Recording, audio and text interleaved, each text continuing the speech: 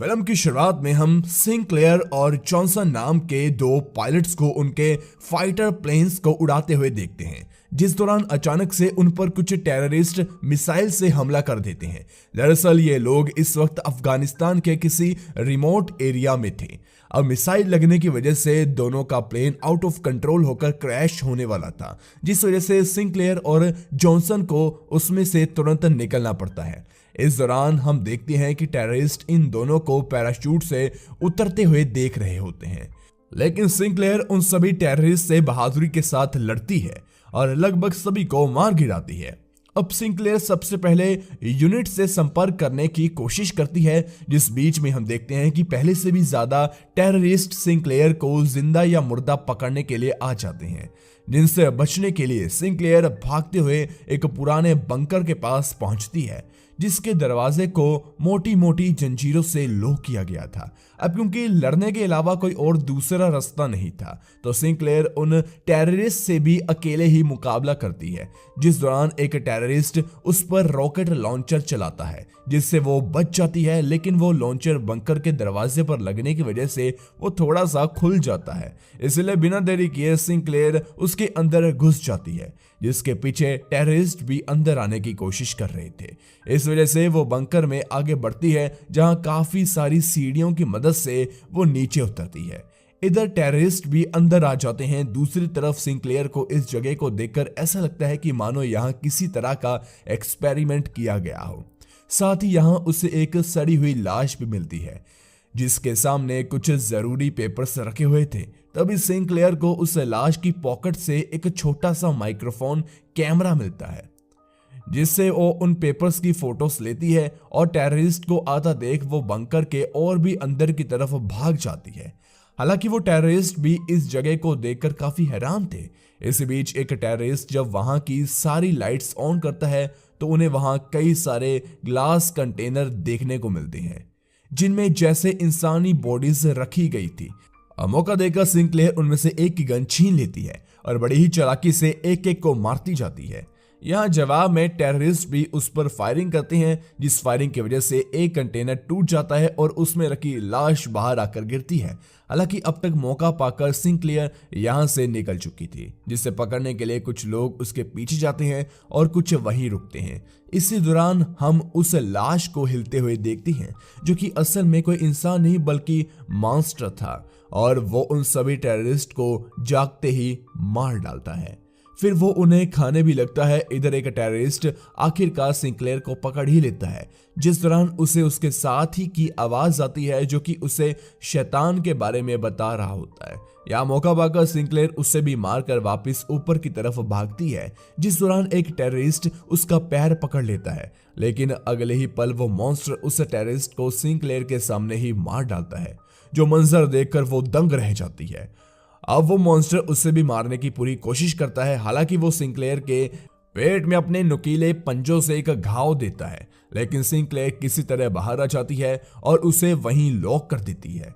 यहाँ उस मॉन्स्टर को सिंक्लेयर के साथ साथ एक कबीर नाम के टेररिस्ट ने भी देखा था, इसलिए दोनों ही डरकर वहां से भाग जाते हैं। जिस दौरान सिंक्लेयर का सामना दूसरी यूनिट के ऑफिसर से होता है, जो कि इसी एरिया में ड्यूटी देते हैं, और साथ ही वो सिंक्लेयर को भी ढूंढ रहे थे। इसलिए वो लोग सिंक्लेयर को अपने साथ कैंप में ले जाते हैं, जहां सिंक्लेयर की मुलाकात सर्जेंट हुक और मेजर फिंच से होती है, जिन्हें सिंक्लेयर उस बंकर और मॉन्स्टर के बारे में लगातार बताने की कोशिश कर रही थी, लेकिन कोई भी उसकी बात का विश्वास कर ही नहीं रहा था। साथ ही फिंच सिंक्लेयर से उस माइक्रोफोन कैमरा को भी ले लेता है। यहाँ सिंक्लेयर की जेड नाम के ऑफिसर से एक छोटी सी लड़ाई हो जाती है, लेकिन हुक दोनों को सही समय पर रोक देता है। साथ ही वो सिंक्लेयर को उस यूनिट के यहाँ सभी लोगों के बारे में भी बताता है, जिसके बाद वो सिंक्लेयर के घाव की मरहम पट्टी करवाने के लिए उसको विक्स के पास ले जाते हैं, जो कि इनका इकलौता डॉक्टर था।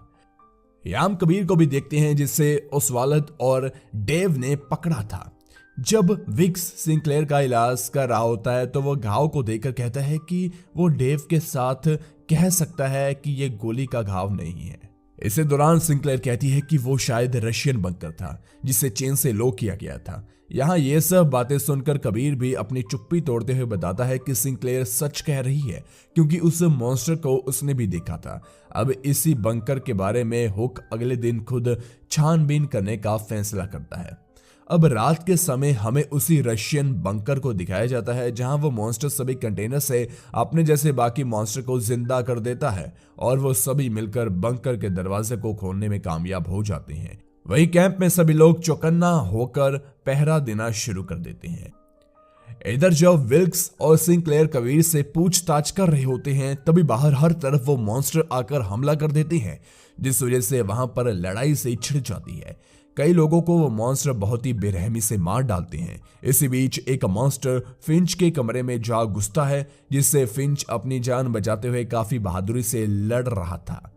दूसरी तरफ सिंक्लेयर को विल्क्स इतना होने के बाद भी हथियार नहीं देता और वो उसे कबीर के साथ अकेला छोड़कर घायलों को देखने के लिए चला जाता है। लेकिन किसी तरह दोनों हथियार लेकर बाहर लड़ने के लिए जाते हैं, जहां देव और हुक फिंच को बचाने के लिए जाते हैं, जिसके सर पर चोट लग गई थी और वो मॉन्स्टर उन्हें मारने ही वाला था। लेकिन हुक और डेव की मदद से आखिर में फिंच उस मॉन्स्टर को मारने में कामयाब हो जाता है, जिसके बाद ये सभी एक कंटेनर में छुपने की कोशिश करते हैं, जिस दौरान सिंक्लेयर भी एक मॉन्स्टर को मार गिराती है। दरअसल इन सभी मॉन्स्टर की पूरी बॉडी इतनी हार्ड थी कि उन पर गोलियों का कोई असर नहीं हो रहा था। अगर इन्हें मारना है तो इनके सर पर वार करना पड़ेगा, लेकिन ये इतना तेज थे कि ये करना आसान नहीं था। हालांकि ये लोग अब कंटेनर में लॉक रहकर सुबह होने का इंतजार करने का फैसला करते हैं। इसी बीच कबीर इनसे बताता है कि उसके पैदा होने से पहले रशियंस ने यहाँ पर अटैक किया था। तब इस जगह गांव वालों के मुताबिक आसमान से एक तारा आकर गिरा। हालांकि 9 साल की गुलामी के बाद गांव वालों ने उनके खिलाफ हथियार उठा लिए, जिस बीच हर रात कोई ना कोई यहाँ तो गायब हो जाता या फिर उनकी लाश कटी फटी मिलती। कबीर के फादर भी इस तरह से एक रात गायब हो गए और फिर उनका कोई पता नहीं चला। फिर रशियंस यहाँ से अचानक ही चले गए। अब इसके बाद अगले दिन सुबह होते ही वो लोग देखते हैं कि उन मॉन्स्टर्स ने किसी भी इंसान की लाश को नहीं छोड़ा था और आसपास कोई भी नहीं था। साथ ही उनमें से एक शैतान की लाश अब भी वहां मौजूद थी, जिसका इंस्पेक्शन विल्क्स खुद करता है। तो उससे पता चलता है कि इनकी बॉडी के अंदर सभी इंसानी ऑर्गन्स मौजूद हैं, जो कि बहुत अजीब बात है। साथ ही ये चीज दिन के उजाले में बाहर नहीं निकल सकती, क्योंकि सूरज की रोशनी पड़ते ही ये जलने लगती है, जिस वजह से ये शायद सिर्फ रात में ही शिकार करती है। इसी बीच फिंच को होश आ जाता है और वो सभी से रिवील करता है कि इंटेलिजेंस की नजर काफी समय से इस जगह पर थी, लेकिन जब सिंक्लेयर उस बंकर में कल पहुंची तो उनका शक सही साबित हुआ और इंटेलिजेंस ने फिंच को कल बताया है कि असल में हिंदू कुश के आसपास एक एलियन स्पेसक्राफ्ट धरती पर गिरी, जिससे कबीर टूटा हुआ तारा कह रहा है। अब इसी एलियन शिप के अंदर जो भी कुछ था उसे हथियाने के लिए रशियन ने अफगानिस्तान पर कब्जा किया और फिर उन्होंने किसी तरह से इंसानी डीएनए को एलियन डीएनए से जोड़ने का फॉर्मूला डेवलप कर ही लिया, जिसकी बदौलत उन्होंने इन मॉन्स्टर को तैयार किया। और जब ये काबू से बाहर हो गए तो रशियंस ने इन्हें इस बंकर में हमेशा के लिए लॉक करके यहाँ से जाने का फैसला किया। फिर फिंच बताते हैं कि कल रात यह मॉन्स्टर जैसी चीज सिर्फ हमें पकड़ने के लिए आई थी और आज रात वो सभी पूरी आर्मी के साथ हम पर हमला करेंगे। अब जब फिंच ये सब बता रहा होता है तभी वो मरा हुआ मॉन्स्टर अचानक से और सिंक्लेयर के गले को अपनी जीप से जकड़ लेता है। लेकिन यहाँ फिंच एक बॉम्ब लेकर उस पर लेट जाता है, जिससे उस मॉन्स्टर के साथ साथ वो भी मारा जाता है। अब बाकी बचे हुए लोग उस रशियन बंकर में जाकर उन्हें मारने का फैसला करते हैं, क्योंकि इनके पास इतना फ्यूल नहीं था कि इस जगह से बाहर निकल पाए। यहाँ विल्क्स बाहर गाड़ी में रुकता है और बाकी के लोग अंदर जाते हैं। अंदर जाते ही अचानक से हुक को एक मॉन्स्टर नीचे खींच लेता है, इसलिए सभी उसे लेने जाने का फैसला करते हैं। हालांकि अभी तक मॉन्स्टर ने हुक को जिंदा रखा था। अब सभी गाड़ी के जरिए एक लिफ्ट छोड़कर नीचे पहुंचते हैं, जहां ये सभी जल्दी उन मॉन्स्टर का सामना करते हुए हुक को वहां से निकालने में कामयाब हो ही जाते हैं।